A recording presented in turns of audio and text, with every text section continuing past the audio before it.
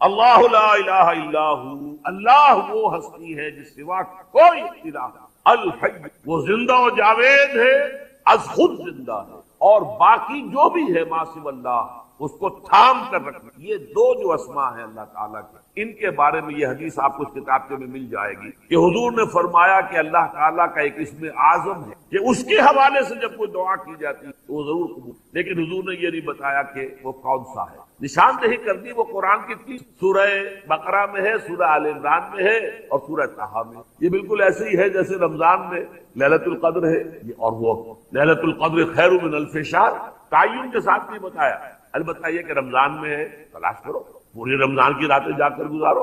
اگر تمہیں معلوم ہو لیلۃ القدر کتنی قیمتی ہے تو اس کے لیے 30 راتیں جاگنا کوئی بڑی بات تو نہیں، جبکہ وہ 1000 سال سے افضل ہے۔ اچھا یہ نہیں تو چلو 10 دن آخری عشرے میں تلاش کرو، چلو اور کمی کر دیتے ہیں آخری عشرے کے جو طاق راتیں، لیکن یہ تعین سے نہیں بتایا، لیکن یہ کہ کچھ ایسے اشارے 27ویں شب کے بارے میں گمان غالب ہے لوگوں کو، لیکن حضور نے نہیں بتایا صراحت کے ساتھ۔ بالکل وہی معاملہ یہاں ہے کہ حضور نے یہ فرما دیا کہ اس میں اعظم ایک ہے اللہ، جس کے حوالے سے جو دعا کی جائے گی لازماً قبول ہوگی، اور وہ 3 سوروں میں۔ اب اس کی تحقیق یہ تو وہ یہ نام ہے، یہ 2 الفاظ 2 نام اللہ کے اس طرح جڑ کر بریکٹ کی حیثیت سے سورہ بقرہ میں ہے، وہ تو ہم پڑھ رہے ہیں اس وقت، سورہ آل عمران کی پہلی ہی آیت میں ہے، دوسری آیت میں، پہلی آیت تو الف لام میم حروف مقطعات پر مشتمل ہے، لیکن دوسری آیت میں یہ دونوں ہیں، اور پھر سورہ طٰہٰ الحج۔ اعوذ باللہ من الشیطان الرجیم، بسم اللہ الرحمن الرحیم، الف لام میم، اللہ لا الہ الا هو الحی القیوم، نزل علیک الکتاب بالحق مصدقا لما بین یدیہ وانزل التوراۃ والانجیل من قبل هدى للناس وانزل الفرقان ان الذین کفروا بآیات اللہ لهم عذاب شدید واللہ عزیز ذو انتقام۔ صدق اللہ العظیم۔ رب اشرح لی صدری ویسر لی امری واحلل عقدۃ من لسانی یفقہوا قولی۔ اللہم ربنا الہمنا رشدنا واعذنا من شرور انفسنا، اللہم ارنا الحق حقا وارزقنا اتباعہ وارنا الباطل باطلا وارزقنا اجتنابہ، اللہم وفقنا لما تحب وترضى، اللہم ربنا آنس وحشتنا فی قبورنا وارحمنا بالقرآن العظیم، اللہم اجعلہ لنا اماما ونورا وہدا ورحمہ، اللہم ذکرنا منہ ما نسینا وعلمنا منہ ما جہلنا وارزقنا تلاوتہ آناء اللیل وآناء النہار واجعلہ لنا حجتا یا رب العالمین، آمین۔ الف لام میم یہ حروف مقطعات ہیں جن کے بارے میں اجمالی گفتگو سورہ بقرہ کے آغاز میں ہم کر چکے۔ اللہ لا الہ الا هو الحی القیوم، یہ الفاظ آیت الکرسی کے آغاز میں سورہ بقرہ میں آ چکے۔ ایک بات نوٹ کر لیجئے کہ ایک حدیث میں آتا ہے کہ اللہ کا ایک اسم اعظم ہے کہ جس کے حوالے سے اگر کوئی چیز اللہ سے مانگی جائے تو وہ ضرور دیتا ہے، لیکن اس کو حضور نے بتایا نہیں کہ وہ اسم اعظم کون سے، کچھ اشارے کیے، جیسے رمضان میں ایک شب ہے لیلۃ القدر جو 1000 مہینوں سے افضل ہے، تعین کے ساتھ نہیں بتایا وہ کون سی، تاکہ تلاش کرو، زیادہ ذوق و شوق کا معاملہ ہو، لیکن جو اشارات آپ نے کیے ہیں اس سے اندازہ ہوتا ہے، کیونکہ یہ فرمایا گیا کہ یہ 3 صورتوں میں ہے، سورہ بقرہ میں، سورہ آل عمران میں اور سورہ طٰہٰ میں، وہ الفاظ الحی القیوم جو مشترک ہیں، سورہ بقرہ میں آیت الکرسی میں آئے ہیں، آل عمران بھی یہاں دوسری آیت میں موجود ہیں، اور سورہ طٰہٰ کے بھی شروع کے اندر موجود ہے۔ نزل علیک الکتاب بالحق، اس نے نازل فرمائی ہے، اس اللہ نے جس کے سوا کوئی معبود نہیں، جو الحی ہے القیوم ہے۔ اس میں اشارہ ہو رہا ہے اس کلام کی عظمت کی طرف کہ جان لو یہ کلام کس کا ہے، کس نے اتارا ہے۔ نزل علیک الکتاب بالحق، اس نے نازل فرمائی ہے یہ کتاب اے نبی آپ پر حق کے ساتھ، اور یہاں نوٹ کیجیے نزلہ ہے، نزلہ ینزل تنزیلا، انزلہ نہیں آیا ہے، مصدقا لما بین یدیہ، اور یہ تصدیق کرتے ہوئے آئی ہے اس کی جو اس کے سامنے موجود ہے، تورات اور انجیل۔ اور یہ کہ 2 اعتبارات سے تصدیق ہے کہ یہ قرآن تصدیق کرتا ہے ان کی کہ وہ اللہ کی کتابیں تھیں جن میں تحریف ہو گئی، لیکن یہ کہ قرآن اور حضور مصداق بن کر آئے ہیں ان پیشین گوئیوں کا جو ان کتابوں میں تھی۔ وَأَنزَلَ التَّوْرَاةَ وَالْإِنجِيلَ مِن قَبْلُ هُدًى لِّلنَّاسِ، اسی طرح اللہ نے اس سے پہلے لوگوں کی ہدایت کے لیے تورات اور انجیل نازل فرمائی تھی۔ وَأَنزَلَ الْفُرْقَانَ، اور اللہ نے فرقان اتارا، فرقان قرآن مجید کے لیے بھی ہے، فرقان تورات کے لیے بھی ہے، فرقان معجزات کے لیے بھی ہے۔ ہر وہ شے یوم الفرقان ہم سورہ انفال میں پڑھیں گے غور، غزوہ بدر کے دن کو کہا گیا جو شے بالکل مبرہن کر دے، حق و باطل کے مابین امتیاز قائم کر دے، وہ فرقان۔ لیکن یہاں اب تہدید کا انداز ہے، دھمکی کا انداز ہے۔ ان الذین کفروا بآیات اللہ، یہ دنیا کی دوسری کتابوں کا معاملہ نہ سمجھو کہ اسے مان لیا تب بھی کوئی حرج نہیں، نہیں مانا تب بھی کوئی حرج نہیں، اگر پڑھنے پر طبیعت راغب ہوئی تو بھی کوئی بات نہیں راغب ہے تو مت پڑھو، کوئی الزام نہیں۔ یہ کتاب ویسی نہیں، بلکہ یہ کتاب کو اب اگر نہیں مانو گے، ایمان نہیں لاؤ گے تو ان الذین کفروا بآیات اللہ لہم عذاب شدید، تو ان کے لیے بہت سخت سزا ہوگی۔ واللہ عزیز ذو انتقام، اور اللہ تعالیٰ زبردست ہے، انتقام لینے والا۔ یہ لفظ بہت اہم ہے کہ اللہ تعالیٰ جہاں رؤوف ہے، رحیم ہے، شفیق ہے، غفور ہے، ستار ہے، لیکن ساتھ ہی شدید ذو انتقام بھی ہے، عزیز ذو انتقام بھی ہے، شدید العقاب بھی ہے۔ یہ دونوں شانیں اللہ کی ذہن میں رہنی چاہیے۔ ان اللہ لا یخفی علیہ شیء فی الارض ولا فی السماء، یقیناً اللہ پر کوئی شے مخفی نہیں ہے، نہ آسمان کی نہ زمین کی۔ هو الذی یصورکم فی الارحام کیف یشاء، پہلی چیز اللہ کے علم سے متعلق تھی اور یہ اللہ کی قدرت سے متعلق ہے۔ وہی ہے کہ جو تمہاری نقشہ کشی کر دیتا ہے، صورت بنا دیتا ہے تمہاری ماؤں کے رحموں میں جیسا چاہتا۔ کسی کے پاس چوائس نہیں ہے کہ وہ اپنا نقشہ خود بنائے۔ لا الہ الا هو العزیز الحکیم، اس کے سوا کوئی معبود نہیں، اور یہ کہ وہی العزیز ہے اور الحکیم۔ هو الذی انزل علیک الکتاب منہ آیات محکمات ہن ام الکتاب واخر متشابہات، وہی ہے جس نے آپ پر یہ کتاب نازل فرمائی۔ کسی جگہ انزلہ کا لفظ بھی آ جاتا ہے، اور یہ ہوتا ہے ردم کے اعتبار سے، کیونکہ قرآن مجید کی اپنی ایک ملکوتی غنا ہے، اس کی ایک موسیقی ہے، ڈیوائن میوزک ہے، تو اس میں جو ردم کے حوالے سے اگر ضرورت ہو تو یہ الفاظ ایک دوسرے کی جگہ آ جائے گا۔ منہ آیات محکمات، اس میں کچھ آیات جو ہیں محکم، پختہ۔ حکم جیسا کہ میں نے بتایا، حکمت عقل کی پختگی، محکم آیت، پختہ آیت، جس کا مفہوم بالکل واضح ہو، جس کو ادھر سے ادھر کرنے کی کوئی گنجائش ہے۔ ہن ام الکتاب، اس کتاب کی جڑ اور اساس اور بنیاد وہی ہے۔ وَأُخَرُ متشابہات، اور کچھ متشابہ ہیں کہ جن کا حقیقی اور صحیح مفہوم معین کرنا بہت مشکل ہے، بلکہ عام حالات میں ناممکن۔ یہ میں تفصیل سے تعارف قرآن کے ضمن میں عرض کر چکا ہوں۔ آیات الاحکام جتنی بھی ہے وہ سب محکم ہے، یہ کرو یہ نہ کرو، یہ حرام یہ حلال۔ لیکن یہ کہ جو بھی آیات ہیں کہ جن میں بحث ہے عالم غیب، اللہ کی ذات و صفات، کیا تصور کر، اللہ کا ہاتھ، اللہ کا چہرہ، اللہ کی کرسی، اللہ کا عرش، کیا تصور کریں۔ اسی طریقے سے فرشتے عالم غیب کی شے، عالم برزخ قبر میں کیا ہوتا ہے، اسی طرح عالم آخرہ جنت اور دوزخ کی اصل حقیقتیں ہم نہیں سمجھ سکتے۔ اس میں ہمارے ذہن کے قریب لا کر کچھ باتیں بتا دی گئی ہیں۔ ما لا یدرک کلہ لا یترک کلہ، اجمالی تصور قائم ہو جانا چاہیے، اس کے بغیر تو راستہ سیدھا رہے گا نہیں آدمی کا، لیکن ان کی تفاصیل میں نہیں جانا چاہیے۔ تو دوسرے درجے میں نے آپ کو بتایا تھا کہ کچھ فزیکل فینومینا بھی یہ بھی ایک وقت تک رہے ہیں آیات متشابہات میں سے، لیکن رفتہ رفتہ جیسے یہ سائنس کا علم بڑھتا چلا جا رہا ہے، ان میں سے بہت سی چیزیں اب محکم ہو کر سامنے آ رہی ہیں۔ یہ گویا کہ شفٹنگ سینڈز کے مانند ہے کہ ان میں سے جو چیزیں، بہت سی چیزیں واضح ہو گئیں جو پہلے واضح نہیں تھی، لیکن اب بھی بعض چیزیں ہیں، جیسے میں نے عرض کیا 7 آسمان سے کیا مراد ہے کہ جو واضح نہیں ہے، لیکن ہمارا یقین ہے کہ انشاءاللہ وہ وقت آئے گا کہ انسان سمجھ لے گا کہ ہاں یہی بات صحیح تھی اور یہی تعبیر صحیح۔ هو الذی انزل علیک الکتاب منہ آیات محکمات ہن ام الکتاب، یہ بہت اہم ہے۔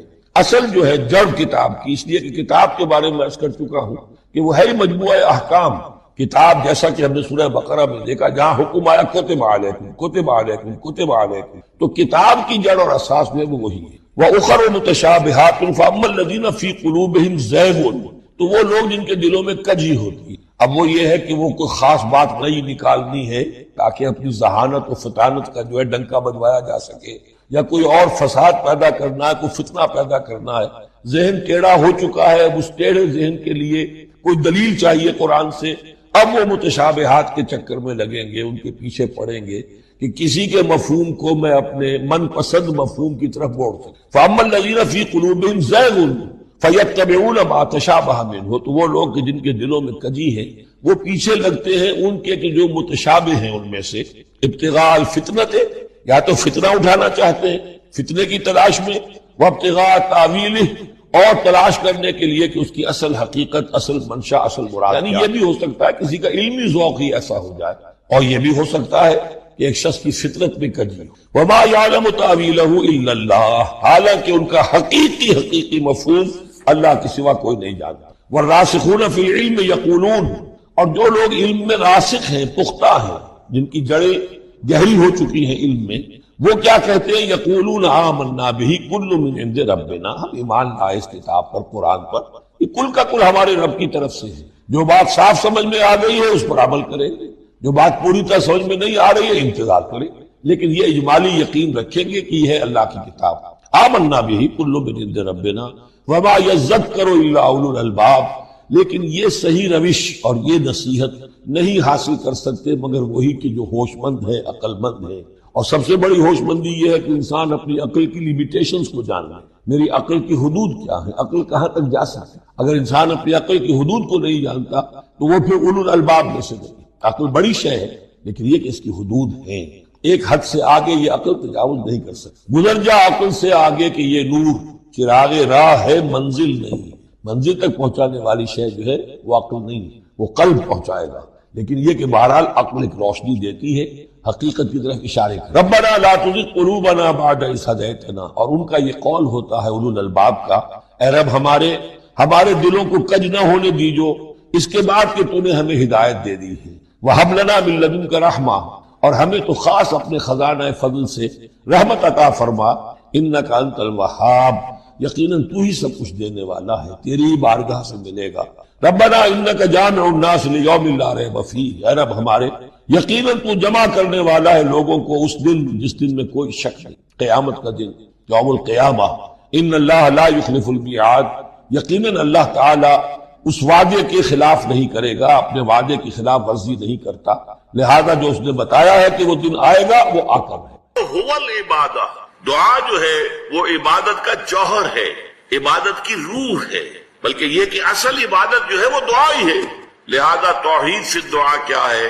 لا تدعو مع اللہ احدا، اللہ کے ساتھ کسی اور کو مت پکارو۔ یہ سورہ جن کی آیت ہے۔ یعنی یہ ہے کہ ایک تو یہ کہ آپ اللہ کو پکار ہی رہے اپنے دیویوں کو، دیوتاؤں کو، اپنے لات کو، عزا کو، منات کو، حبل کو، وہ تو اور دور کی بات ہو گئی۔ ایک ہے شرک فی الدعا، اللہ کو بھی پکار رہے اور کسی اور کو بھی پکار رہے۔ اب وہ کوئی اولیاء اللہ بھی ہو سکتے ہیں، کوئی ملائکہ ہو سکتے ہیں، کوئی انبیاء کی ارواح ہو سکتی ہے، کسی کو پکارنا کسی کا بھی ہوگا۔ دعا لا تدعو مع اللہ احدا، اور یہ در حقیقت ہم جب ہر رکعت جو ہے نماز کی ایاک نعبد و ایاک نستعین، پروردگار ہم صرف تیری ہی بندگی کرتے ہیں اور کرتے رہیں گے، اور صرف تجھ ہی سے مدد مانگتے ہیں اور مانگتے رہیں گے، یہ ہمارا قول و قرار ہے، یہ ہمارا عہد ہے اللہ کے ساتھ، اس کے خلاف نہ ہو، کسی کو پکارنے کی اجازت نہیں ہے۔ یہاں ایک باریک نکتہ سمجھ لیجئے، ایک ہے کسی کو پکارنا، کسی سے مدد چاہنا، کسی سے کسی کام کے اندر جو ہے کوئی امداد کی خواہش کرنا، جو کہ ہو دنیاوی جو معمولات ہیں، جو عام ہمارے قواعد ہیں، ظاہری مادی اسباب و وسائل کے درجے میں، وہ شرک نہیں ہے۔ میں کسی کہتا ہوں مجھے ذرا پانی پلا دو، یہ بھی ایک دعا ہے، استمداد ہے، مدد آپ نے مانگی ہے، اس سے اپنی ایک ضرورت پوری کرنے کے لیے کہا ہے، لیکن کیا ہے یہ کہ گھڑا ہے، وہاں رکھا ہوا ہے، وہاں پانی ہے، اس میں سے پانی لائے گا، مجھے دے دو۔ جو ظاہری قوانین طبیعہ جو ہے ان کے دائرے کے اندر کوئی دعا، کوئی استمداد، کوئی استعانت، کوئی استغاثہ، اس میں کوئی حرج نہیں۔ غیبی اعتبار سے کسی کے ساتھ بھی کوئی دعا کی جائے گی اللہ کے سوا، وہ شرک ہے۔ وہ استدعا ہو، استغاثہ ہو، استعانت ہو، استمداد ہو، استنصار ہو، کچھ بھی ہو، غیبی طور دنیا کے معروف طریقوں میں اور جو ہمارے طبعی قوانین ہیں ان کے دائروں کے اندر مدد مانگنا، اس میں قطعاً کوئی شرک نہیں، یہ توحید ہے۔ البتہ اس میں بھی ایک باریک نکتہ ہے، ایک بزرگ تھے جو فوت ہو گئے، انہوں نے یہ بات مجھے جس طرح سمجھائی تھی وہ آج بھی میں ان کا مشکور ہوں، کہ دنیا میں عام قاعدے قانون کے تحت بھی کسی سے کچھ کہنا کہ بھائی میرا یہ کام آپ کر دیجئے، آپ کر سکتے ہیں، ایک دفعہ کہنا جائز ہے، دوسری مرتبہ یاد دلا دینا کہ شاید بھول گئے، وہ بھی جائز ہے، تیسری مرتبہ کہنا شرک ہو جائے گا، اور اس میں الہا و زاری کرنا اور خوشامدیں کرنا اور گڑ گڑانا، یہ تو شرک ہے۔ تم نے یہ سمجھا ہے کہ تمہارا کام یہی کر سکتا ہے، کام کرنے والا تو اللہ ہے، لا فاعل فی الحقیقت ولا مؤثر الا اللہ. حضور نے فرمایا کہ اگر تمہیں جوتا باندھنے کا تسمہ درکار ہو تب بھی اللہ سے مانگو، کسی کے سامنے سوال کا جو ہاتھ جو ہے وہ دراز نہ کرو. اللہ نے تمہیں ایک عزت نفس دی ہے، اس عزت نفس کو ڈھیلا نہ بناؤ، کسی کے سامنے جو ہے اپنا ہاتھ پھیلا دینا، اپنی عزت نفس جو ہے تو ختم کر دینا ہے، مت مانگو کسی سے. لیکن یہ کہ ٹھیک ہے دنیا میں کام چلتا ہے. حضور کا شکی شان تو یہ تھی کہ اگر آپ سواری پر ہوتے تھے اور آپ کی چھڑی گر گئی تو سواری کو بٹھا کے اس سے اتر کر چھڑی خود اٹھاتے تھے. آپ کسی اپنے ساتھی سے یہ نہیں کہتے تھے کہ میری چھڑی پکڑا دو. آپ کی تو غیرت کا عالم جو ہے وہ بہت بلند تھا، بہت بلند تھا، بہت بلند تھا. لیکن دنیاوی عام طریقے سے یہ کہ ٹھیک ہے بھئی آپ ایک کام ہے آپ کر سکتے ہیں، یہ کر دیجیے. اس نے کہہ دیا ٹھیک ہے میں کروں گا، پھر بھول گیا یا کچھ اور ہوا. دوسری مرتبہ یاد دہانی کرا دی. تیسری مرتبہ جو ہے انہوں نے کہا کہ پھر اس میں شرک کی بو آنے لگتی ہے کہ معلوم ہوتا ہے کہ آپ نے سمجھا ہے کہ اسی کو اختیار حاصل ہے، یہی مقتدر ہے، اسی کو آپ کا کام کرنے کا جو ہے وہ پوری قوت اور قدرت حاصل ہے، اور یہ چیز جو ہے یہ شرک کی بو اس میں سے آنی شروع ہو جاتی. لیکن یہ ہے معاملہ سارا جو اسباب عادیہ کے تحت، اس سے ماورا آپ کسی کو نہیں پکار سکتے. میں معذرت کے ساتھ عرض کروں گا اگر کسی کے جذبات کو ٹھیس پہنچے، آپ شیخ عبد القادر جیلانی رحمۃ اللہ علیہ کو نہیں پکار سکتے، محمد رسول اللہ کو نہیں پکار سکتے. اور واقعہ یہ ہے کہ محمد رسول اللہ کو تو پکارا بھی نہیں جاتا، پکارتے لوگ ہیں زیادہ حضرت علی کو، یا علی مدد. شرک. دیکھیے سب سے بات نکتے کی بتا دوں آپ کو، فرشتے کو تو ہم مانتے ہیں نا.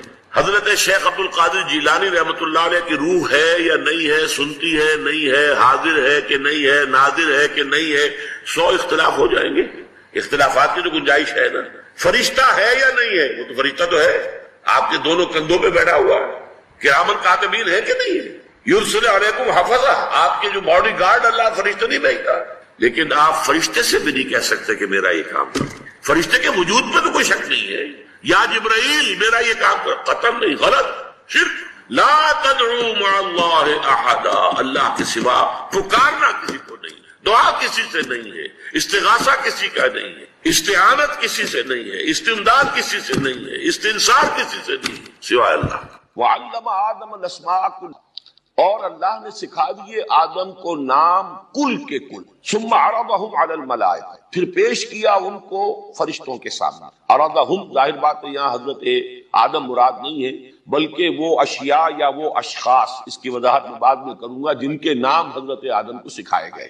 فقال انبئونی باسماء هؤلاء ان کنتم صادقین، اور فرمایا فرشتوں سے کہ اب مجھے بتاؤ ان کے نام اگر تم صادق ہو. اور صادق کا لفظ عربی زبان میں صرف سچ کے لیے نہیں آتا، درست ہونا کسی شے کا. اگر تمہارا خیال صحیح ہے، اگر تمہارا موقف درست ہے تو ان کے نام مجھے. اسی طرح کذب جو ہے جھوٹ، وہ جھوٹ کے لیے بھی آتا ہے جبکہ آدمی جان بوجھ کر کوئی خلاف حقیقت بات کہہ رہا ہو یا بیان کر رہا ہو. اور اگر مغالطے میں بھی آ کر کوئی شخص خلاف حقیقت بات کر رہا ہو، خلاف واقعہ بات کر رہا ہو تو اس پر بھی کذب کا اطلاق ہو جاتا ہے. تو یہ صدق اور کذب جو ہے اردو میں ہم ان کا جو مفہوم سمجھتے ہیں عربی میں اس سے وسیع تر ہے. تو فرمایا کہ ثم عرضهم على الملائکۃ فقال انبئونی باسماء هؤلاء ان کنتم صادقین قالوا سبحانك لا علم لنا الا ما علمتنا. فرشتوں نے عرض کیا تو پاک ہے اور ہمیں کوئی علم حاصل نہیں ہے سوائے اس کے کہ جو تو نے ہمیں علم عطا کیا. انک انت العلیم الحکیم، یقیناً تو ہی ہے کل علم رکھنے والا اور پوری حکمت کا احاطہ کرنے والا. یہاں پر جو اسلوب حصر کا ہے، انک انت العلیم، یقیناً تو ہی واحد ہستی ہے کہ جو پورے علم کا احاطہ کرتی ہے، جس کے پاس کل علم ہے، ہر شے جس کے علم میں ہے. اور الحکیم، جو حکمت کا بھی احاطہ کرنے والی ذات ہے، وہ تو ہی ہے اور تیری ہی ذات ہے واحد. قال یا آدم انبئهم باسمائهم، اللہ نے فرمایا کہ اے آدم اب بتاؤ انہیں ان کے نام. فلما انبأهم باسمائهم، تو جب آدم نے بتا دیے انہیں ان کے نام، قال الم اقل لكم انی اعلم غیب السماوات والارض، اللہ تعالیٰ نے فرمایا کیا میں نے تم سے نہیں کہا تھا کہ میں جانتا ہوں آسمانوں اور زمین کا ہر چھپی ہوئی شے کو، میں جانتا ہوں کل غیب کو آسمانوں کے اور زمین کے. انی اعلم غیب السماوات والارض واعلم ما تبدون وما کنتم تکتمون، اور میں جانتا ہوں جو کچھ کہ تم ظاہر کر رہے تھے اور جو کچھ کہ تم چھپا رہے. اب یہ چند آیات جو ہیں اس میں ایک ہی مضمون آیا ہے تو اس پر بحثیت مجموعی ہم کلام کریں گے.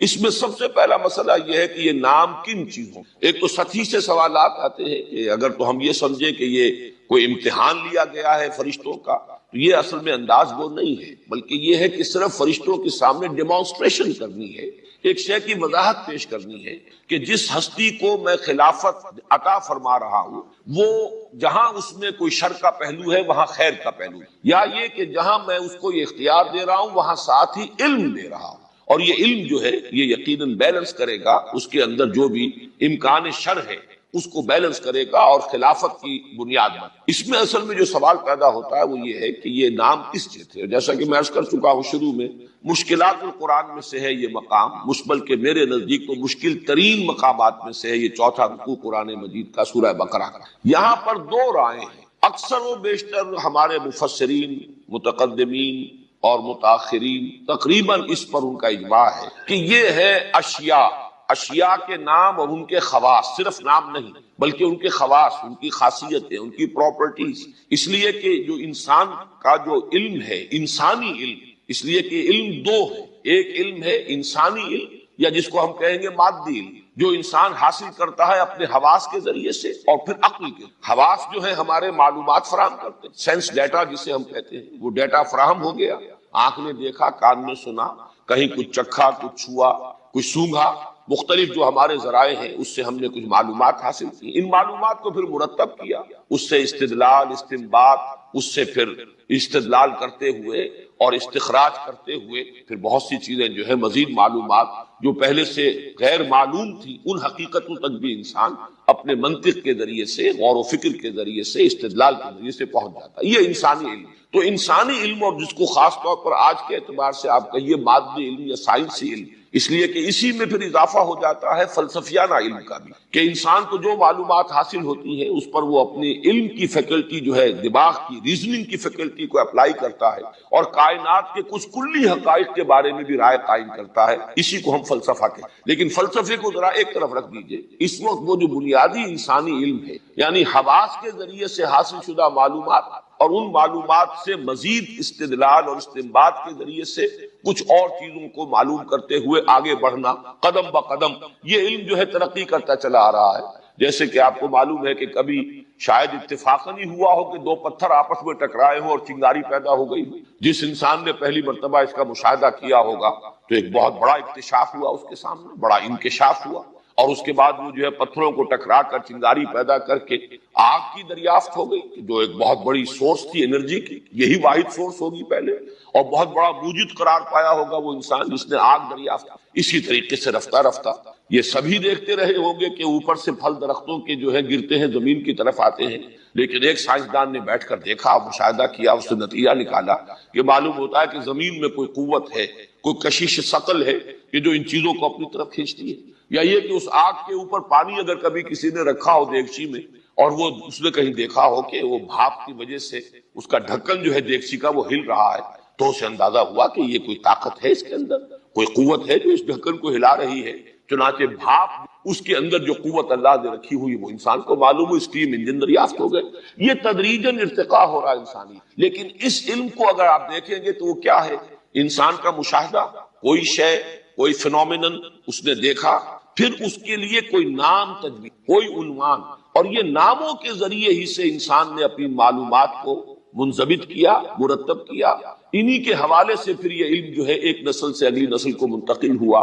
تو یہ علم الاسماء جو حضرت آدم علیہ السلام کو دے دیا گیا، اور یہاں اس کو شامل رکھ لیجئے کہ یہ پوٹینشلی گویا کہ پورا وہ علم حضرت آدم کو دے دیا، یہ اسی کی ایکسفولیشن ہے، اسی کا ظہور ہے جو تدریجاً ہو رہا ہے۔ اس کو ہم یوں بھی تعبیر کر سکتے ہیں کہ اس علم کی جو کہ حاصل کرنے کے جو ذرائع ہیں، جو آلات ہیں، وہ آدم کو عطا کر دی۔ سمع، ان السمع والبصر والفؤاد کل اولئک کان عنہ مسئولا، ان میں وہ استعداد تھی، تو گویا کہ ان کے ذریعے سے جو کل علم انسان کو حاصل ہونے والا ہے، گویا کہ وہ پورا علم حضرت آدم علیہ السلام کو دے دیا گیا۔ یہ مختلف تعبیرات جو ہیں اس کی ہوں گی۔ حقیقت یہ ہے کہ اکثر و بیشتر لوگوں نے علم الاسماء سے مراد یہی لیا ہے اشیاء کا علم، یعنی یہ جو سائنٹیفک علم ہے، مختلف اشیاء، مختلف چیزیں، ان کے خواص، ان کی properties, physical phenomena, physical forces, ان کے لیے پھر عنوانات طے کرنا، اس کے لیے ٹرمز ایجاد کرنا، اس کے حوالے سے علم کو آگے بڑھانا، یہ مراد لیا ہے اکثر و بیشتر علماء نے۔ اس میں ایک ذرا ہٹ کر بات کہی ہے مولانا امین احسن اصلاحی صاحب نے. دلیل ان کی یہ ہے کہ یہاں جو ضمیریں آ رہی ہیں وہ ذوی العقول کے لیے استعمال ہونے والی ضمیر، چنانچہ ثم عرضہم، پھر پیش کیا ان کو ملائکہ کے سامنے. اب یہ ہم کی ضمیر جو ہے ذوی العقول کے لیے ہے. اسی طریقے سے انبئونی باسماء ہؤلاء، ان لوگوں کے نام بتاؤ. اس سے انہوں نے ایک نتیجہ برآمد کیا ہے کہ اصل میں حضرت آدم علیہ السلام کی وہ ذریت جس کا تذکرہ ہو چکا ہے، ارواح کی شکل میں ان سب کی تخلیق ہو چکی، تو حضرت آدم علیہ السلام کی ذریت کے اندر جو عظیم شخصیتیں پیدا ہونے والی تھیں، جن میں عظیم ترین شخصیت حضرت محمد صلی اللہ علیہ وسلم ہے، انہی میں ابراہیم اور انہی میں نوح اور انہی میں عیسیٰ، انہی میں موسیٰ علیہ السلام اور صلی اللہ علیہ وسلم. تو یہ ان کا گویا کہ مشاہدہ کرایا، ان کے جو ارواح تھی ان میں بھی وہ نورانیت یقیناً ہوگی، جھلک رہی ہوگی. ان کا مشاہدہ کرایا گیا اور پوچھا گیا. حضرت آدم کو ان کے نام بتا دیے، اور پھر یہ کہ فرشتوں کے سامنے ان کو پیش کیا گیا کہ جہاں یہاں شیاطین بھی پیدا ہوں گے، بڑے سرکش لوگ بھی ہوں گے، یہاں نمرود اور اگر فرائنہ بھی ہوں گے، نماردہ بھی ہوں گے، لیکن یہ کہ اسی نسل آدم کے اندر یہ خیر کے پیکر بھی ہوں گے، جو کہ ہر اعتبار سے نیکی کے، بھلائی کے علم بردار، اور کہ اپنے عمل میں، اپنے کردار میں بلندی ہوگی، ترفع ہوگا. تو گویا کہ یہ ایک رائے ہے جو اصلاحی صاحب نے محض اس دلیل کی بنیاد پر کہ یہاں ذوی العقول کے لیے ضمیریں آ رہی ہیں، اس سے مراد ہے کچھ انسانوں کے، ذریت آدم کے نیک لوگوں کے نام، اور ان کا مشاہدہ کرا دیا گیا. اور اس سے گویا کہ ملائکہ کو یہ اطمینان دلا دیا گیا کہ ٹھیک ہے، چونکہ اس کو اختیار دیا جا رہا ہے، اسے اٹونومی دی جا رہی ہے، اس کو خلافت دی جا رہی ہے، تو شر کا امکان بھی ہے. تمہارا یہ اشتباہ جو ہے غلط نہیں ہے کہ یہ فساد مچائے گا، یفسد فی الارض یفسد فیہا ویسفک الدماء، اور خونریزی کرے گا، لیکن یہ کہ اس کے ساتھ ساتھ یہ نیک ہستیاں بھی ہیں کہ جو اس ذریت آدم کے اندر پیدا ہوگی، کہ جو زمین کو خیر سے بھر دیں گی، یہ بھی وہ ساتھ کے ساتھ موجود ہے. یہ رائے ہے مولانا اصلاحی صاحب کی. اور ایک اعتبار سے جیسے کہ میں نے عرض کیا کہ کچھ وزن بنتا ہے ان کی اس رائے میں کہ یہاں پر ضمائر وہ ہیں کہ جو ذوی العقول کے لیے استعمال ہوتے ہیں. لیکن یہ کہ اکثر و بیشتر مفسرین نے جب وہ رائے دی ہے جو میں پہلے بیان کر چکا ہوں، تو اس میں اس کا جواب یہی ہوگا کہ چونکہ تمام علم حضرت آدم علیہ السلام کو دیا گیا، اشخاص بھی آئے اس میں اور وہ اشیاء بھی آئیں، تو اس اعتبار سے برسبیل تغلیب یہ وہ ضمائر وہ استعمال کر دیے گئے جو ذوی العقول کے لیے ہے. لیکن یہ ضروری نہیں ہے کہ انہی کا پر حصر ہو رہا ہو، بلکہ یہ کہ وہ تمام اشیاء کا ہے. میرے نزدیک بھی جو اصل موضوع ہے خلافت، اس کے ساتھ تعلق رکھنے والی اور زیادہ مناسبت رکھنے والی رائے یہی ہے کہ یہ علم اسماء وہ انسانی علم ہے جو انسان نے اپنے ذرائع سے تدریجاً حاصل کیا، اپنے مشاہدے سے. ان السمع والبصر، دیکھ کر، سن کر، نتائج کا استنباط کر کے، استدلال کر کے جو معلومات انسان جو ہے حاصل کرتا چلا جا رہا ہے، یہی در حقیقت وہ فیکلٹی ہے انسان کی، یہی اس کی وہ صلاحیت ہے. یہ صلاحیت ودیت کر دی گئی، یا یوں کہیے کہ حضرت آدم کو وہ کل علم ودیت کر دیا گیا پوٹینشلی، بالقوہ. اسی کا جو بالقوہ تھا وہی علم ہے کہ جو اب بالفعل اور ایکچولی اب اس کا ظہور ہو رہا ہے. یہ سب اسی کی ایکسفولیشن ہے. جیسے کہ بیج کے اندر پورا درخت موجود ہوتا ہے، آم کی گٹھلی میں پورا درخت ہے، اسی میں سے وہ برآمد ہوتا ہے. اسی طریقے سے حضرت آدم کو گویا کہ یہ پورا کا پورا علم دے. یہ خلافت کے ساتھ اس کا تعلق اس اعتبار سے بہت مناسبت رکھنے والا ہے کہ یہ علم ہے در حقیقت کہ جو اس کائنات کو مسخر کرنے کے لیے حضرت آدم علیہ السلام اور ان کی ذریت کو دیا گیا. سخر لکم، جو میں نے دو مقامات پر آپ سے عرض کیا، سخر لکم ما فی السماوات و ما فی الارض، جہاں تک تو ہے خلق لکم ما فی الارض جميعا، وہاں سے زمین کا معاملہ ہماری ضروریات کی باہم رسانی کے لیے اور ہماری جو بھی دسترس ہے اس کی حد تک تو زمین میں جو کچھ پیدا کیا گیا وہ ہمارے خلافت عرضی ہمیں دی گئی ہے، خلافت پوری کائنات کی نہیں دی. البتہ یہ ہے کہ وہ علم کی وہ بنیاد عطا کر دی گئی حضرت آدم علیہ السلام کو پوٹینشلی، اور یوں کہیے کہ ذریت آدم کو پریکٹیکلی، کہ جس کے نتیجے میں وہ تسخیر کر سکے گا کائنات. حقیقی تقویٰ ہے، صحیح تقویٰ ہے، قلب کا تقویٰ ہے. جیسے کہ حضور فرماتے تھے، اپنے دست مبارک سے 3 مرتبہ آپ نے اشارہ کیا اپنے سیرہ مبارک کی طرف، التقویٰ ہا ہونا، التقویٰ ہا ہونا، التقویٰ ہا. تقویٰ یہاں ہوتا ہے، دل میں تقویٰ ہے تو تقویٰ ہے. باقی لباس اور وضاقتہ یہ ساری متقیوں کسی بنا لی اور اندر کا معاملہ نہیں ہے تو یہ بہروپ ہے، یہ تقویٰ نہیں ہے. لیکن حقیقی تقویٰ ہو تو پھر اس کا کیا مقام ہے؟ اب دیکھیے پہلی بات آ رہی ہے وَمَن يَتَّقِ اللَّهَ يَجْعَلْ لَهُ مَخْرَجًا، جو شخص اللہ کا تقویٰ اختیار کرے گا اللہ اس کے لیے راستہ پیدا کر دے گا، جہاں بالکل نظر نہیں آئے گا کہ کوئی راستہ، اللہ راستہ پیدا کر دے گا۔ بالکل نظر نہیں آ رہا تھا موسیٰ کے ساتھیوں کو کہ اب کیسے بچیں گے، پیچھے لشکر آگے آگے سمندر ہے، اللہ نے راستہ پیدا کیا۔ خود حضرت ابو بکر کا جو حال ہو گیا تھا کہ حضور اگر انہوں نے ذرا بھی دیکھ لیا نیچے اپنے قدموں کی طرف بھی نگاہ ڈالی تو ہم نظر آ جائیں گے، آپ نے فرمایا لا تحزن ان اللہ معنا، راستہ نکالتا اللہ۔ پھر حضور گئے طائف، لیکن وہاں سے خالی ہاتھ آئے، مدینے میں اللہ نے خود ہی کھڑکی کھول دی، 6 آدمی ایمان لے آئے، آپ گئے نہیں اور وہاں انقلاب بھی آ گیا۔ عظیم، اس اعتبار سے اللہ مخرج پیدا کرتا ہے، تم صحیح طریقے پر چلتے رہو، تقویٰ اختیار کرو، صحیح راستے پر جد و جہد کرو، یہ کام اللہ پر چھوڑو، کب اسے منظور ہے اس کا کامیاب ہونا؟ جب ہوگا وہ راستہ ایسا کھول دے گا کہ تمہیں گمان بھی نہیں ہوگا۔ وَيَرْزُقْهُ مِنْ حَيْثُ لَا يَحْتَسِبُ، اور اسے رزق دے گا وہاں سے جہاں سے اسے گمان بھی نہیں ہوگا۔ اقامت دین کی جد و جہد ہو، غلبہ دین کی جد و جہد ہو، اپنے آپ کو اجل صلاتی و نسکی و محیایا و مماتی اس کا فیصلہ کرنا ہو تو سب سے بڑی رکاوٹ آتی کھائیں گے کیا؟ تو اللہ تو کہتا ہے راضی میں ہوں، ہے ایمان اور یقین اس پر، کر کے دیکھو تو صحیح، اس پر اعتماد تو کرو۔ لیکن یہ کہ اس پر اعتماد کرنا، توکل، بڑی مشکل۔ وہ تو جتنا ایمان ہوگا اتنا ہی اعتماد ہوگا، اور گہرا ایمان ہوگا گہرا اعتماد ہوگا۔ وَمَن يَتَّقِ اللَّهَ يَجْعَلْ لَهُ مَخْرَجًا وَيَرْزُقْهُ مِنْ حَيْثُ لَا يَحْتَسِبُ وَمَن يَتَوَكَّلْ عَلَى اللَّهِ فَهُوَ حَسْبُهُ۔ یہ تو ابھی تقویٰ والے کی بات ہے کہ وہ وہاں سے رزق دے گا جہاں سے اسے ملے گا بھی نہیں، اور جس نے اللہ پر توکل کر لیا تو وہ اس کے لیے بہت کافی ہو جائے گا۔ توکل کر کے تو دیکھو، حسبہ وہ اس کے لیے کافی۔ یہاں تک فرمایا ہے حدیث قدسی میں، حدیث میں من کان فی حاجت اخیہ کان اللہ فی حاجتہ، اگر کوئی مسلمان اپنے کسی بھائی کی ضرورت پوری کرنے میں لگ رہا ہے، اپنا وقت صرف کر رہا ہے، اللہ اس کی ضرورت پوری کرنی شروع کر دیتا۔ فکر ماں در کار ماں ہزار ماں، کار ساز ماں بے فکر کار ماں، یہ فارسی شاعری کے اندر یہ دینی حقائق ہے۔ کار ساز ماں بے فکر کار ماں، میرا کارساز میرے کاموں کی فکر کر رہا ہے، میں نے اپنے آپ کو اس کے کام کے لیے لگا دیا۔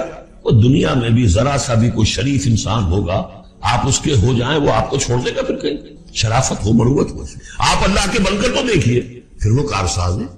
کارساز ماں بے فکر کار ماں، فکر ماں در کار ماں آزار ماں، جب میں اپنے معاملات کی فکر خود کرتا ہوں، کوئی نہ کوئی ٹھوکر کھاتا ہوں، کوئی نہ کوئی غلطی کرتا ہوں، آزار اپنے سر کے اوپر پیدا کر لیتا ہوں، اپنے آپ کو حوالے کرو۔ اس کا نام ہے تفویض الامر الی اللہ، افوض امری الی اللہ ان اللہ بصیر بالعباد۔ کہ حضرت موسیٰ علیہ السلام کا آپ کو معلوم ہے کہ کوہ طور پر اللہ تعالیٰ سے ہم کلامی کا شرف حاصل کرتے تھے، گفتگو ہو رہی ہے لیکن اللہ نظر نہیں آ رہا۔ اب اس کو اپنے اوپر طاری کیجئے، یہ صاف سامنے آتے بھی نہیں۔ الرحمن الرحیم انا اعطیناک الکوثر فصل لربک وانحر ان شانئک هو الابتر۔ اے نبی، ہم نے آپ کو خیر کثیر عطا کیا۔ اس خیر کثیر میں یوں تو یہ کہ حوض کوثر وہ بھی اسی میں شامل ہے، لیکن یہ کہ اس پر آپ کو 25-30 قول مل جائیں گے۔ قرآن سب سے بڑا خیر کثیر ہے، بہت بڑا خیر کثیر۔ حکمت، ومن یؤت الحکمت فقد اوتی خیرا کثیرا، جس کو حکمت اور دانائی دے دی گئی اس کو تو خیر کثیر دے دیا گیا۔ تو ہم نے آپ کو وہ سب کچھ عطا کر دیا ہے، اور بہتات کے ساتھ عطا کر دیا ہے، جو انسان کی انسانیت کے لیے، اس کے لیے یوں سمجھیے کہ ترہ امتیاز بن سکتا ہے۔ فصل لربک وانحر، پس اپنے رب کے لیے نماز پڑھا کیجئے اور نحر کیجئے، اونٹ قربان کیا کیجئے۔ یہ گویا کہ عید الاضحیٰ کا نقشہ آ گیا۔ فصل لربک، پہلے ہم نماز پڑھتے ہیں دوگانا عید الاضحیٰ، اور پھر جا کر ہم قربانی کرتے ہیں۔ وانحر ان شانئک هو الابتر، یقیناً آپ کا دشمن ہی ہے کہ جو دم کٹا ہو جائے گا۔ اس کا پس منظر یہ ہے کہ جب حضور کے ایک صاحبزادے بچپنی میں فوت ہو گئے تو کچھ جو کفار تھے مکے کے، انہوں نے بڑی خوشیاں منائی کہ ایک ہی بیٹا تھا، باقی تو ان کی بیٹیاں ہیں۔ آپ کو معلوم ہے کہ 4 بیٹیاں تھیں حضور کی صلی اللہ علیہ وسلم، لیکن یہ کہ بیٹا جو تھا وہ ایک ہی تھا، وہ اللہ نے اٹھا لیا، تو بڑے خوشیاں منائی گئیں کہ یہ تو اب دم کٹا جیسے ہوتا ہے جس کا کوئی پیچھے نام نہ رہ جائے۔ بیٹیوں سے تو نام چلتا نہیں، نام تو چلتا ہے بیٹوں سے، تو اب ان کا تو کوئی تذکرہ ہی نہیں رہے گا، کوئی بات نہیں، جب تک یہ ہیں آگے کوئی نام لینے والا نہیں۔ تو فرمایا کہ نہیں، ان کو تو کروڑوں بیٹے اللہ عطا کرے گا، کروڑوں اربوں بیٹے عطا کرے گا۔ ہاں اے نبی، آپ کا دشمن ضرور ہے کہ جس کا نام لیوا کوئی نہیں۔ روح بیدار ہوگی تو وہ پیاس جو اس کے اندر اب پیدا ہوئی ہے وہ کدھر متوجہ ہوگی؟ اپنے پروردگار کی طرف۔ یہ ربط ہے اگلی آیت کا، پڑھیے وَإِذَا سَأَلَكَ عِبَادِي عَنِّي فَإِنِّي قَرِيبٌ۔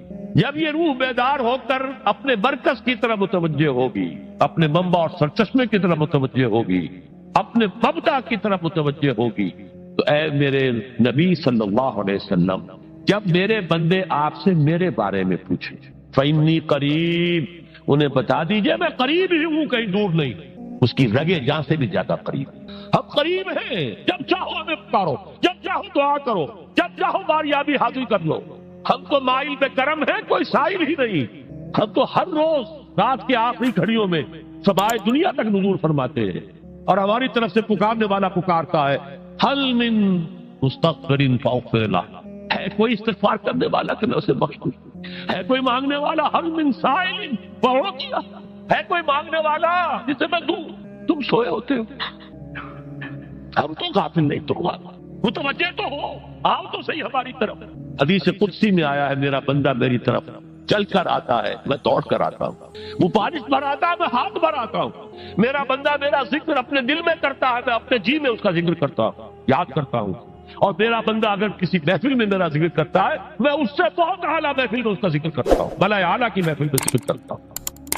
یعنی کہ الفاظ ہیں کہ تو تم غافل ہو بھائی ہم سے، ہم تو غافل نہیں۔ اغیب و اللطائف لا یغیب وارجو ہو رجال لا یخیب، میں غائب ہو جاتا ہوں، وہ تو غائب ہونے والی ہستی نہیں ہے، حران موجود، ہوا معکم اینما کنتم وَإِذَا سَأَلَكَ عِبَادِي عَنِّي فَإِنِّي قَرِيبٌ أُجِيبُ دَعْوَةَ الدَّاعِ إِذَا دَعَانِ فَلْيَسْتَجِيبُوا لِي۔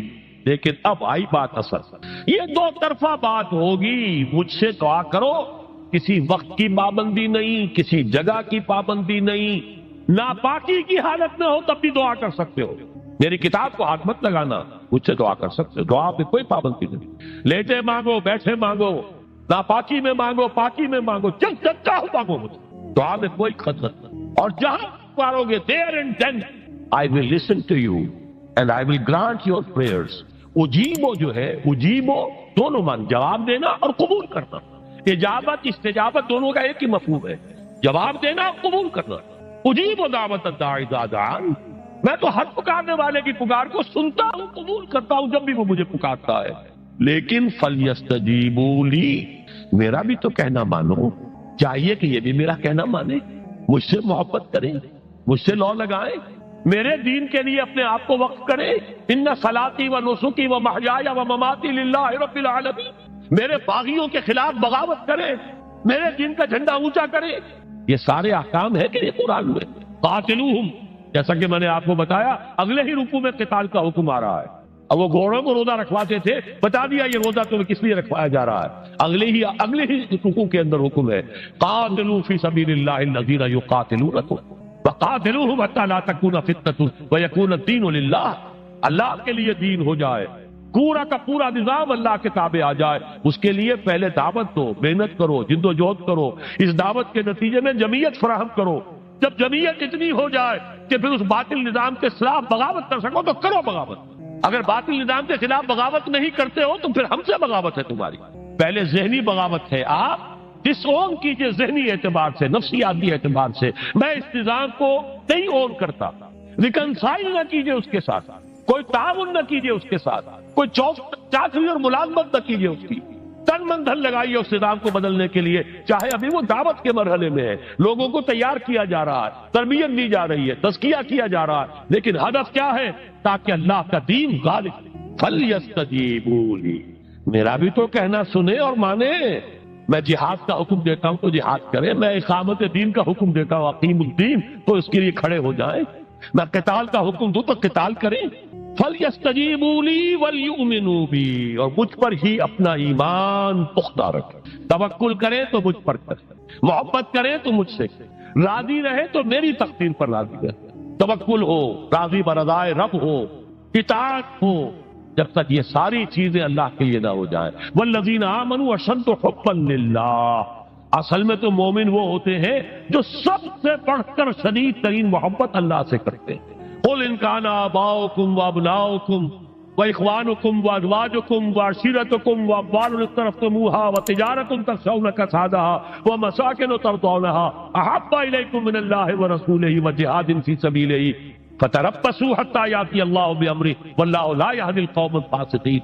اے نبی ان سے کہہ دیجئے اگر تمہیں اپنے باپ، اپنے بیٹے، اپنے بھائی، اپنے اسپاؤسز، بیوی کے لیے شوہر، شوہر کے لیے بیوی، اور رشتے دار، اور تمہارے وہ مال جو تم نے بڑی محنت سے جمع کیے ہیں، تمہارے وہ کاروبار جن کا تمہیں اندیشہ ہوتا ہے کہ کساد بازاری نہ ہو جائے، کہیں پر جو ہے ریسیشن نہ آ جائے، اور تمہارے وہ مکان اور محلات جو تم نے بنائے ہیں، اگر یہ 8 چیزیں محبوب تر ہیں اللہ سے اور اس کے رسول سے اور اس کی راہ میں جنگ کرنے سے، جہاد سے، تو جاؤ دفع ہو جاؤ، بیٹھو وہاں یہاں تک کہ ہم اپنا فیصلہ سنا دے.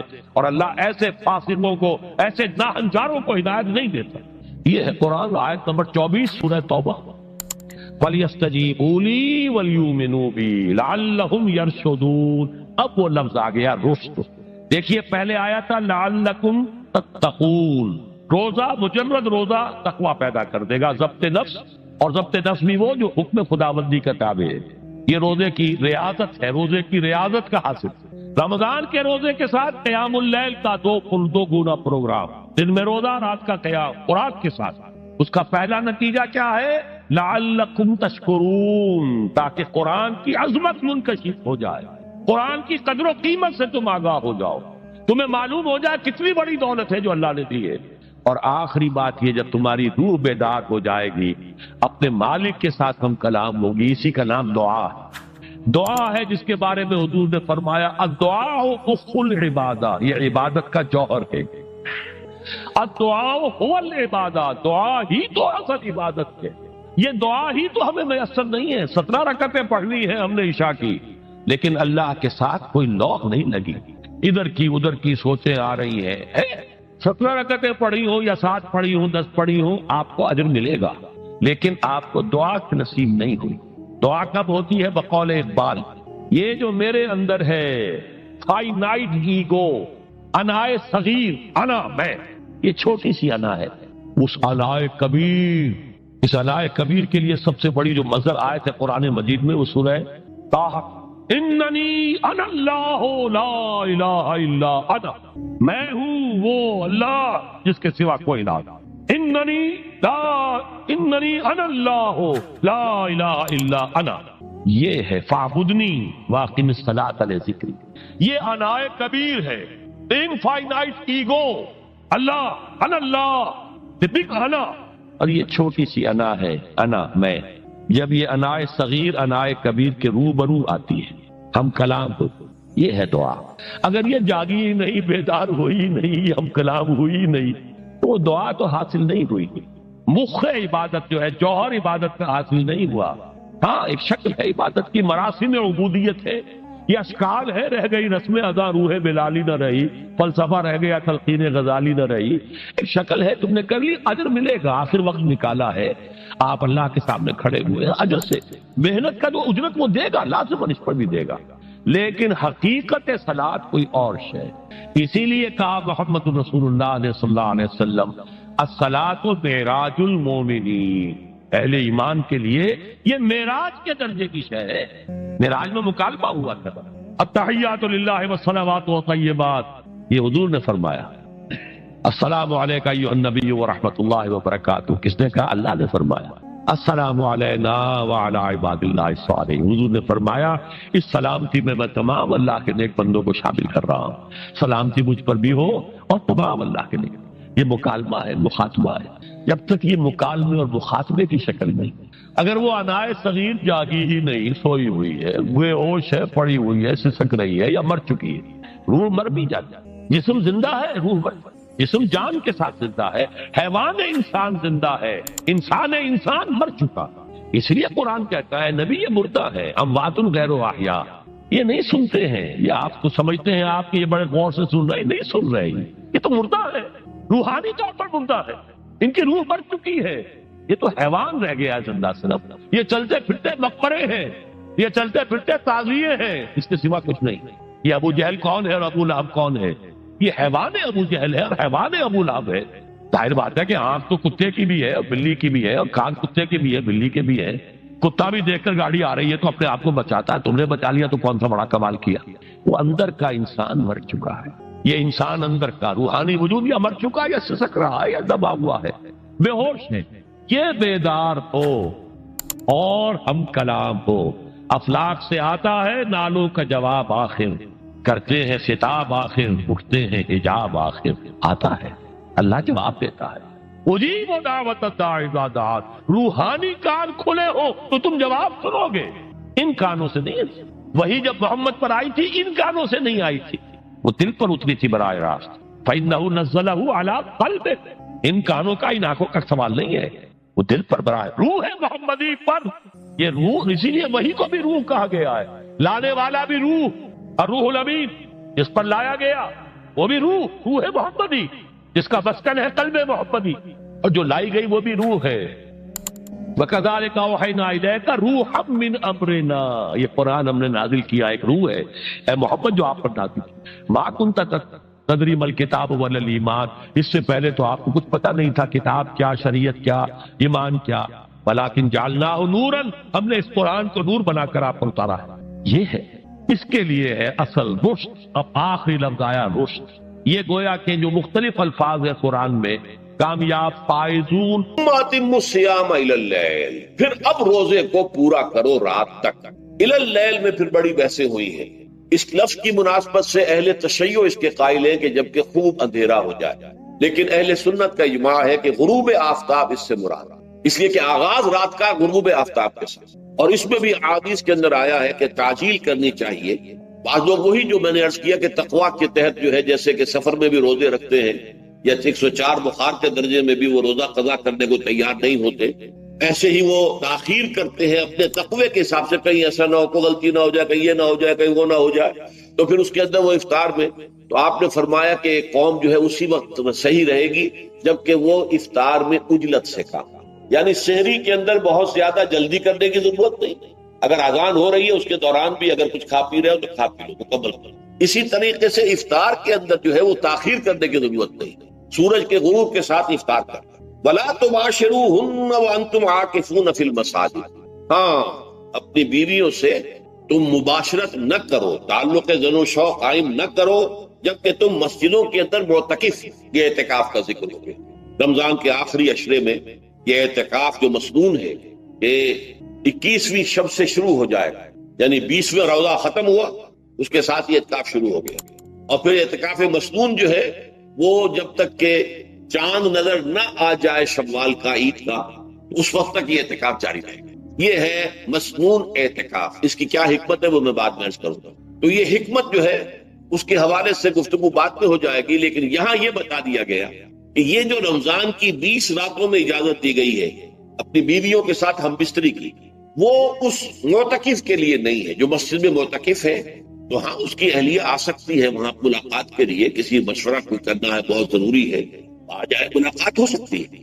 لیکن یہ کہ مباشرت نہیں ہو سکتی، وہ حرام۔ فرمایا وَلَا تُبَاشِرُوهُنَّ وَأَنْتُمْ عَاكِفُونَ فِي الْمَسَاجِدِ تِلْكَ حُدُودُ اللَّهِ، یہ اللہ کی حدود ہے، شریعت اسلامی کی یہ حدود ہے، فَلَا تَقْرَبُوهَا، تو ان کے قریب تک مت جاؤ۔ قرآن مجید میں اس اعتبار سے دو انداز تعبیر ہے کہ اللہ کی حدود ہے فَلَا تَعْتَدُوهَا، یہ اللہ کی حدود ہے، ان سے تجاوز نہ کرو، اس حد کو پھلانگ نہ جاؤ، اس حد سے آگے نہ گزر جاؤ۔ یہاں ہے تقربوہا، اللہ تعالیٰ کی حدود کے قریب تک نہ جاؤ۔ اس کی وجہ ایک حدیث میں بیان کر دی گئی ہے کہ جیسے ہر بادشاہ کی ایک چراگاہ ہوتی ہے، وہ صرف شاہی جو بھی ہیں جانور ہیں ان کے، یا گھوڑے ہیں یا کوئی اور ہیں، ان کے چرنے کے لیے ہے، وہاں پہ کوئی رعایت کا کوئی آدمی اپنی بھیڑ بکریاں وغیرہ نہیں لے جا سکتا، وہ حما کہلاتا تھا کہ یہ شاہ کے لیے مخصوص ہے، لکل ملک حمن وحم اللہ محارم، اللہ بھی بادشاہ ہے کائنات کا، ارض و سما کا، اس نے بھی جن چیزوں کو حرام کر دیا ہے وہ حما ہے، اس میں داخل نہیں ہونا تمہیں۔ تو فرمایا کہ جو چرواہا اپنی بھیڑوں کو بالکل اس کی آخری حد تک لے جائے گا تو اندیشہ ہے کہ کوئی بھیڑ کوئی بکری چھلانگ لگائے اور اس چراگاہ میں داخل ہو جائے، اس لیے کیپ ایٹ اے ڈسٹینس، ایک فاصلے پر رہو۔ احتیاط کا تقاضا یہ ہے کہ اس آخری حد کے قریب نہ جاؤ، فلا تقربوہا، اس کے قریب نہ جاؤ۔ ان حدود کی تو سختی کے ساتھ پابندی کرنی ہے، ان کے لیے یہ ہے کہ ان کو نہ صرف یہ کہ ان سے تجاوز نہیں کرنا، بلکہ ان سے ذرا کچھ فاصلے ہی پر اپنے آپ کو رکھنا ہے. کذالک یبین اللہ آیاتہ للناس، اسی طریقے سے اللہ تعالیٰ واضح کرتا ہے اپنی آیات کو لوگوں کے لیے. وَلَعَلَّهُمْ يَتَّقُونَ، اور تاکہ وہ پھر تقویٰ کریں، بچیں. جب احکام معلوم ہو گئے اب بچنا آسان. جب احکام معلوم نہیں تو اندیشہ ہے کہ کہیں کسی حرام کے اندر جو ہے وہ ملوث ہو جائے. جیسے کہ ایک حدیث میں آتا ہے کہ الحلال بین والحرام بین وبینہما مشتبہات، حلال کیا ہے یہ بھی واضح ہے، حرام کیا ہے یہ بھی واضح ہے. البتہ ان دونوں کے مابین کچھ چیزیں ہوتی ہیں متشابہات، پتہ نہیں حلال ہے کہ حرام ہے، تو تم بچو، ان چیزوں سے بھی بچو، اس لیے کہ اس کے اندر حرام ہونے کا اندیشہ ہے، لہذا ان سے بھی بچو. جو صریحاً حلال ہے اسی پر اکتفا، جن کے بارے میں تعین نہیں ہو پا رہا ہے کہ وہ حلال ہے، البتہ یہ بھی ثابت نہیں ہو رہا ہے کہ وہ حرام ہے، تو ان سے یہ تقویٰ کا تقاضا. اگرچہ قانونی اعتبار سے یہ کہا جائے گا کہ وہ مباح، جس شے کی حرمت کا ثبوت ہمیں کتاب اللہ اور سنت رسول سے نہ ملے وہ مباح ہے، لیکن یہ ہے کہ تقویٰ کا تقاضا یہ ہے. قانون کا تقاضا یہ کہ مباح کو آپ اختیار کریں گے تو آپ پر گرفت نہیں ہوگی، اس لیے کہ اس کی حرمت ثابت نہیں ہے. لیکن تقویٰ کا تقاضا یہ ہے کہ آپ صرف اس شے پر اکتفا کریں کہ جس کے حلال ہونے کے لیے ثبوت اور دلیل موجود. تو یہ ہے کہ تلک حدود اللہ فلا تقربوها کذالک یبین اللہ لکم للناس آیاتہ للناس لعلہم یتقون. یہ احکام ہے تکمیلی روزے کے، جس کے ضمن میں میں نے کچھ احادیث نبویہ کے حوالے سے بھی ان کی مزید وضاحت کر دی. اب یہ تیسری بات، روزے کا اصل حاصل کیا ہے. اب پہلی آیت پر ہمیں توجہ دینی ہوگی. یا ایھا الذین آمنوا کتب علیکم الصیام، اہل ایمان تم پر روزہ فرض کیا گیا، لکھ دیا گیا، طے کر دیا گیا. اگرچہ جیسا کہ میں نے عرض کیا یہ ابتدائی حکم ہے اور اس میں وجوب علی التخییر وہ بعد میں آ چکا دوسری آیت. کما کتب علی الذین من قبلکم، جیسے کہ یہ فرض کیا گیا تھا ان پر جو تم سے پہلے تھے، یعنی یہود اور نصارہ، ان پر بھی یہ روزہ جو ہے یہ فرض تھا.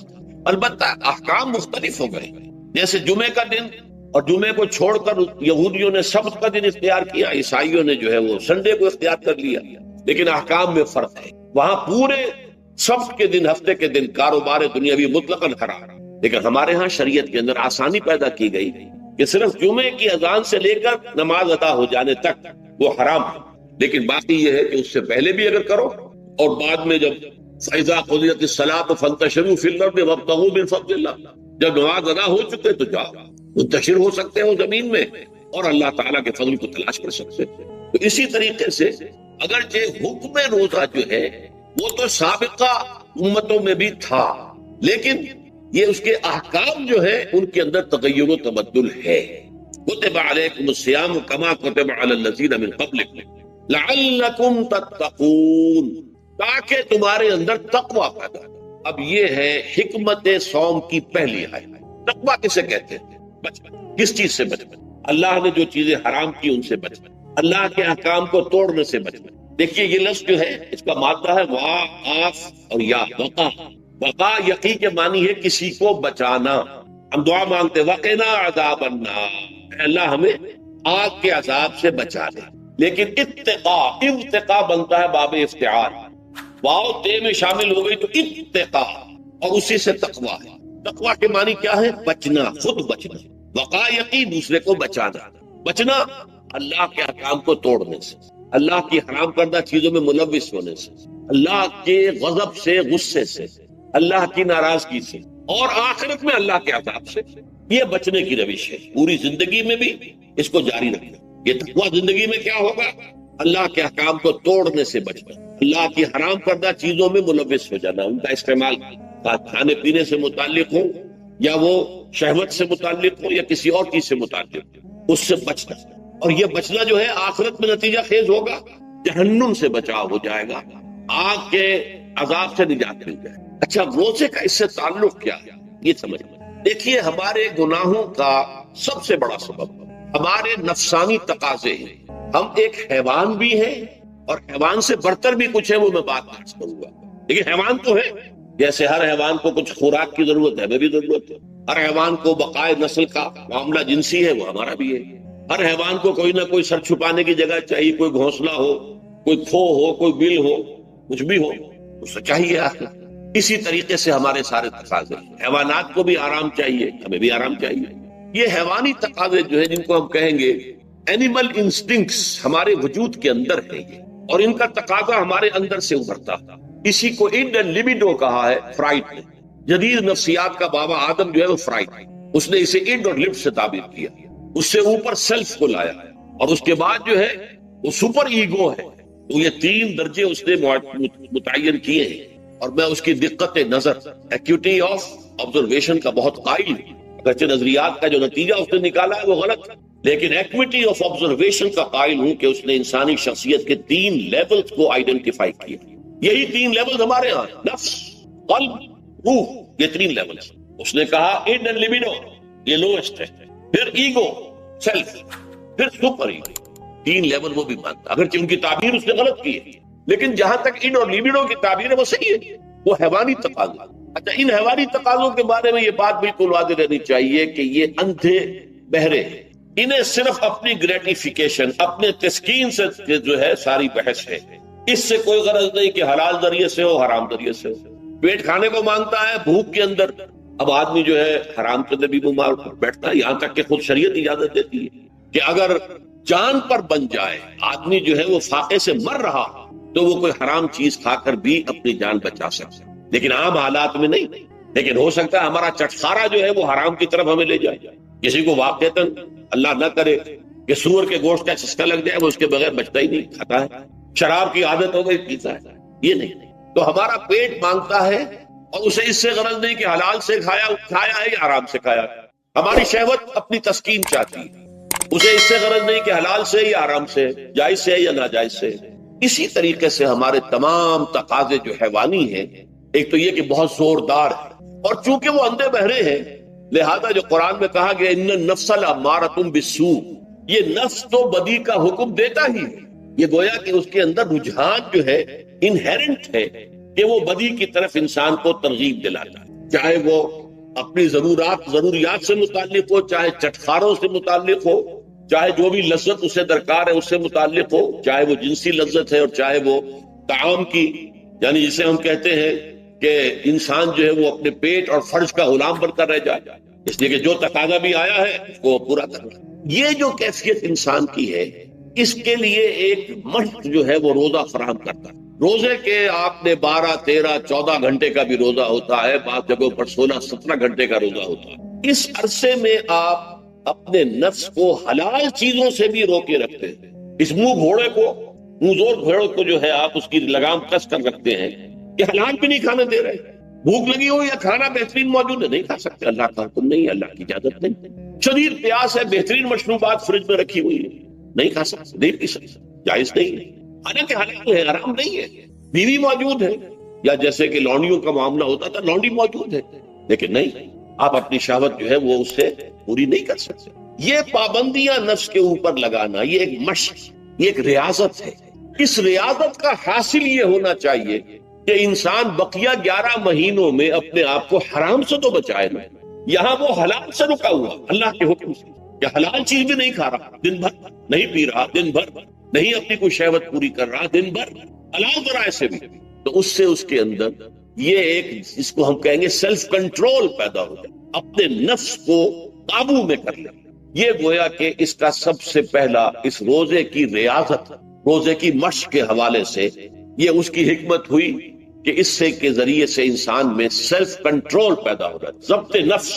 یہاں پہ تھوڑی سی میں وضاحت کر دوں، رہبانیت کے اندر آپ کو معلوم ہے کہ سیلف اینیہیلیشن، انگریزی الفاظ جو ہیں وہ زیادہ بعض لوگوں کے لیے واضح ہوں گے، نفس کشی، نفس کو کچل دینا، ختم کر دینا، مار دینا، یہ رہبانیت میں ہوتا، اسلام میں نہیں۔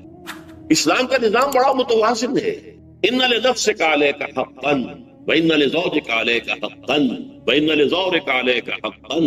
حضور نے فرمایا دیکھو تمہارے نفس کا بھی تم پر حق، اسے مناسب حد تک آرام دینا بھی تمہارے ذمے ہے، اسے غذا کو ہم پہنچانا بھی تمہارے ذمے ہے، فرق صرف کیا ہے، حلال سے ہو حرام سے نہ، اس کی شہوت کو پورا کرنا بھی تمہارے ذمے ہے، فرق صرف کیا ہے، جائز راستے سے ہو حرام سے نہ۔ اس کا نام ضبط نفس ہے، سیلف اینیہیلیشن، نفس کو کچل دینا۔